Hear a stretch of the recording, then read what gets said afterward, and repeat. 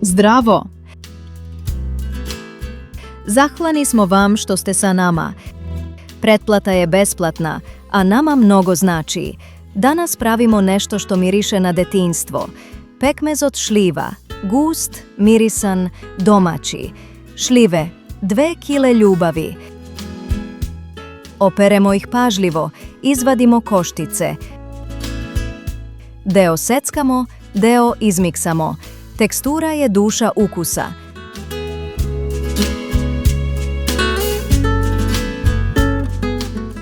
Podelite utiske ili pitanja u komentaru. Sa radošću ih čitamo i odgovaramo.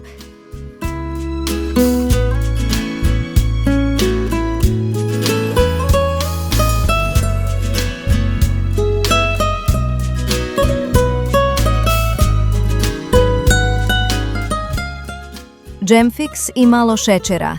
Prvi ključni korak.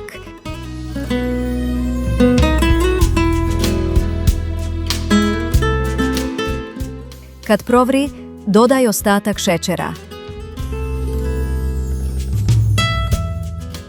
Pišite nam odakle ste. Vaša komentar, vaš grad, vaša zemlja, sve to čini ovaj recept još bogatijim. I hvala što ćete se prijaviti na naš kanal.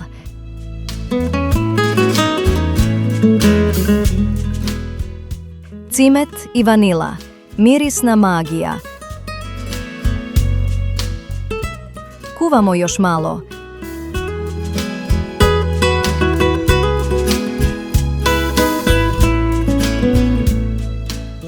Zatim sipamo u tegle.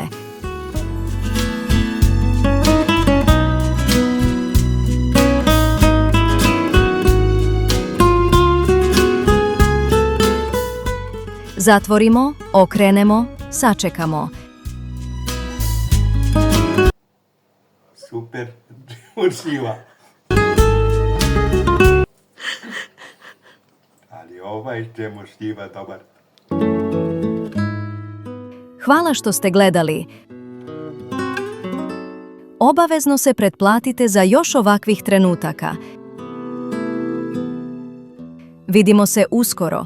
Biće još ukusnih iznenađenja.